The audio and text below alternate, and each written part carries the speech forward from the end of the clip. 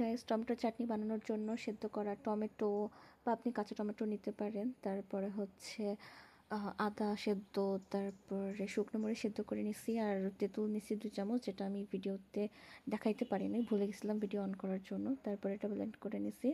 তারপরে একটা কড়াইতে আপনি হচ্ছে গোলমরিচের গুঁড়া দেওয়ার পরে পেস্টটা দিয়ে দিছি।